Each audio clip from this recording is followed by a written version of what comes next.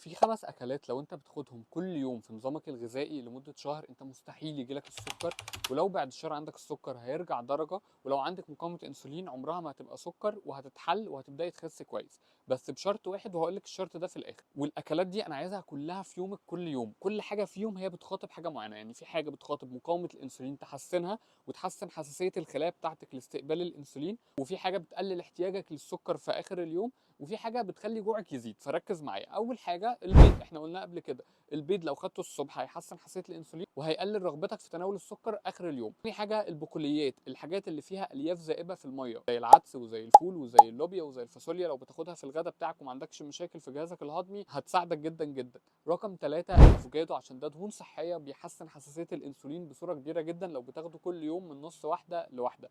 رقم 4 المكسرات، دي من الحاجات المهمة جدا وبتقلل جوعك وبتقلل رغبتك للسكريات، اللوز والبندق والعين جمل. واخر حاجة هي الزبادي اليوناني عشان البروبايوتيك البكتيريا النافعة، دي مفيدة جدا جدا لامتصاص الاكل اللي انت بتاكله وتقلل ارتفاع السكر وتحافظ ان ما يجيلكش مقاومة انسولين وبيشبع جدا. الشرط انك طبعا ما تاخدش دي ابيض ولا سكر ولا عسل ولا عصير. لو انت عملت دول لمدة شهر كامل هتفرق معاك جدا، ولو عملتها لمدة شهرين هتفرق معاك جدا، ولو خدتهم كل يوم هو ده الاكل بتاعك. وانا والله العظيم تقريبا كل يوم باخد دول كلهم، باخد كل يوم بيض وباخد كل يوم زبادي يوناني وباخد كل يوم مكسرات. ما باخدش بقوليات قوي لاني مش بحبها وما عنديش مشاكل في الموضوع دوت. اعملها كل يوم واكتب لي في الكومنتات بعد 10 ايام ايه اللي حصل بالظبط. اكتب في الكومنتات دلوقتي رقم واحد لو انت هتعملها، وتعالي بعد 10 ايام على الكومنت بتاعك قول لي حسيت بايه بالظبط، وخلي الناس تتشجع تعمل كل دوت. كلنا عايزين نعمل ده.